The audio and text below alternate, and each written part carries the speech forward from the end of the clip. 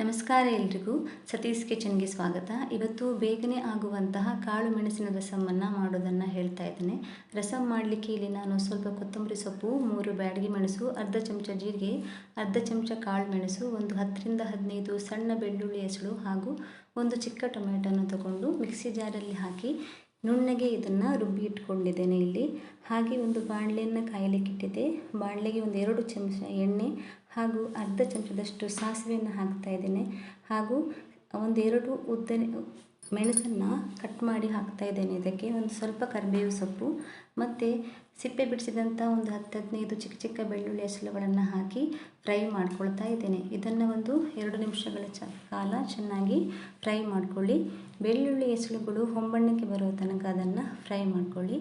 ನಂತರ ಅದೇ ಒಗ್ಗರಣೆಗೆ ಒಂದು ಚಿಕ್ಕ ಟೊಮೆಟೊವನ್ನು ಕಟ್ ಮಾಡಿ ಹಾಕ್ತಾ ಇದ್ದೇನೆ ಇದಕ್ಕೆ. ಹಾಗೆ ಟೊಮೆಟೊ ಬೇಯಲಿಕ್ಕೆ ಒಂದು ಅರ್ಧ ಚಮಚದಷ್ಟು ಉಪ್ಪನ್ನು, ಕಲ್ಲುಪ್ಪನ್ನು ಹಾಕಿದ್ದೇನೆ ನಾನಿಲ್ಲಿ.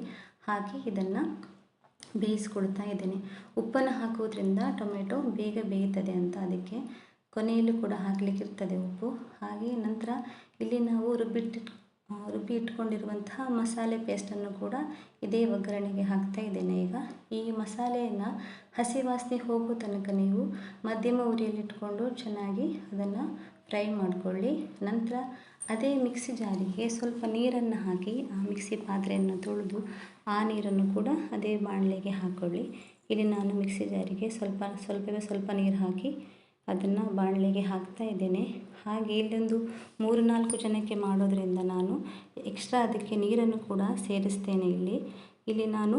ಹಾಗೆ ಸ್ವಲ್ಪ ಹುಳಿಯನ್ನು ನೆನೆಸಿಟ್ಟು ಸ್ವಲ್ಪ ಹುಣಸೆ ಹುಳಿಯ ನೀರನ್ನು ಕೂಡ ಹಾಕ್ತಿದ್ದೇನೆ. ಯಾಕಂದರೆ ಈ ಟೊಮೆಟೊ ಚಿಕ್ಕದಾಗಿರೋದ್ರಿಂದ ಸ್ವಲ್ಪ ಹುಣಸೆ ಹುಳಿಯ ನೀರನ್ನು ಕೂಡ ಹಾಕ್ತಾ ಇದ್ದೇನೆ ಇಲ್ಲಿ. ಬೇಕಿದ್ದರೆ ನೀವು ಹಾಕ್ಕೋಬೋದು, ಇಲ್ಲಾಂದರೆ ಸ್ಕಿಪ್ ಕೂಡ ಮಾಡ್ಕೋಬೋದು. ನಂತರ ಒಂದು 2 ಲೋಟದಷ್ಟು ನೀರನ್ನು ಇದಕ್ಕೆ ಆ್ಯಡ್ ಮಾಡ್ತಾ ಇದ್ದೇನೆ ಈಗ. ಹಾಗೆ ನೀರನ್ನು ಹಾಕಿದ ನಂತರ ನೋಡಿಕೊಳ್ಳಿ, ಉಪ್ಪು ಬೇಕಿದ್ದರೆ ರುಚಿಗೆ ತಕ್ಕಷ್ಟು ನೀವು ಉಪ್ಪನ್ನು ಹಾಕ್ಕೊಳ್ಳಿ. ಉಪ್ಪನ್ನು ಹಾಕಿ ಚೆನ್ನಾಗಿ ಕುದಿಲಿಕ್ಕೆ ಬಿಡಿ. ನಂತರ ಒಂದು ಚಿಕ್ಕ ಕಪ್ಪಲ್ಲಿ 1 ಕಪ್ಪಷ್ಟು ಹಸಿ ತೆಂಗಿನಕಾಯಿ ತುರಿಯನ್ನು ಹಾಕ್ತಾ ಇದ್ದೇನೆ ರುಚಿಗೆ. ಹಾಗೆ ಸ್ವಲ್ಪ ಚಿಕ್ಕದಾಗಿ ಹೆಚ್ಚಿರುವಂಥ ಸ್ವಲ್ಪ ಕೊತ್ತಂಬರಿ ಸೊಪ್ಪನ್ನು ಕೂಡ ಇದಕ್ಕೆ ಹಾಕ್ತಾ ಇದ್ದೇನೆ. ನಂತರ ಈ ರಸಮನ್ನು ಚೆನ್ನಾಗಿ ಕುದಿಸ್ಕೊಳ್ಳಿ.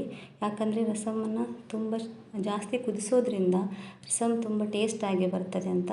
ಹಾಗೆ ಇಲ್ಲಿ ನಾನು ರಸಮನ್ನು ಚೆನ್ನಾಗಿ ಕುದಿಸ್ಕೊಂಡು ನಂತರ ಅನ್ನದ ಜೊತೆ ಇದನ್ನು ಸರ್ವ್ ಮಾಡ್ತಾ ಇದ್ದೇನೆ. ಯಾರೆಲ್ಲ ನನ್ನ ಈ ಚಾನಲ್ನ ಹೊಸಬರು ನೋಡ್ತಾ ಇದ್ದೀರೋ ಅವರೆಲ್ಲರೂ ದಯವಿಟ್ಟು ನನ್ನ ಚಾನಲ್ನ ಸಬ್ಸ್ಕ್ರೈಬ್ ಮಾಡಿ. ಹಾಗೆ ಬೆಲ್ ಐಕಾನನ್ನು ಕೂಡ ಕ್ಲಿಕ್ ಮಾಡಿ. ಮತ್ತು ನಾ ಹಾಕುವಂಥ ಎಲ್ಲ ವೀಡಿಯೋಗಳು ನಿಮಗೆ ಬರ್ತದೆ. Thank you.